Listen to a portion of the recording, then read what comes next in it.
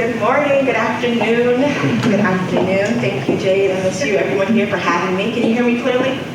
Good. It's good to be heard. Would you agree? Okay, so I'm going to do something a little different today. I assumed that my counterparts were going to give you the statistics and some of the data of what's happening on the continent. So I just want y'all to rock with me for a little bit, okay? Are y'all going to rock with me for a little bit today?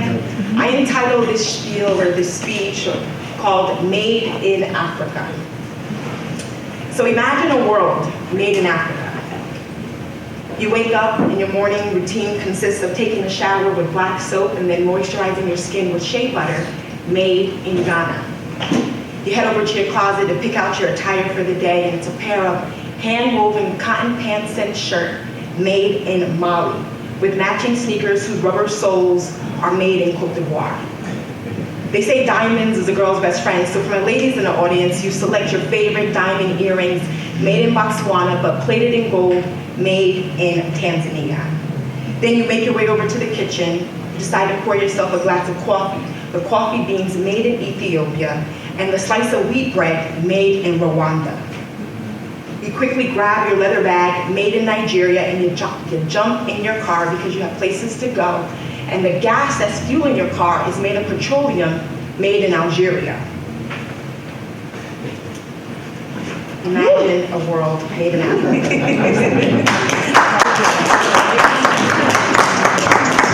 When you finally make it to a meeting, you grab your seat, and you so happen to look in the back of your chair and you realize the foundation of your seat is made of wood material made in Namibia.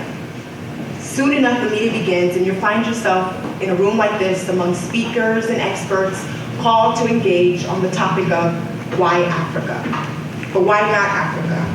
Perhaps your experiences of Africa have been skewed by imagery of lions and elephants aimlessly roaming in the backyard, or impoverished villages stricken of famine and limited resources from the media. While this may be true for some parts of Africa, it's not limited to. We can ask our friends from Asia and Europe why they've flocked to the continent in masses and remained there over the years. For someone like myself, who's first generation Ghanaian American, born in America but raised in Ghana, my trips and time spent living in Ghana since infancy revealed to me early on and firsthand the dichotomy between both lands. What's happening on the continent versus what people on the stateside think is happening across the continent clearly reveals a huge perception gap. And while some still ask me till this day if I have wild animals roaming the backyard of our home in Ghana, or if I can help them plan a safari trip in Africa, this is what's really happening in Africa. There are over 400 companies in Africa who earn annual revenues of 1 billion or more, and nearly 700 companies with revenue greater than 500 million. Let's look at example, Nigerian-based Alico, I'm probably saying his name. Dangote. I'm getting part, right? Dangote. He's become now Africa's richest person and the world's richest black man. The median age, of course, we know now averages around 20 and has become an early adopter and innovator of all things digital and mobile. There are nearly 122 million active users of mobile financial services, what we call fintech technologies, and this is growing.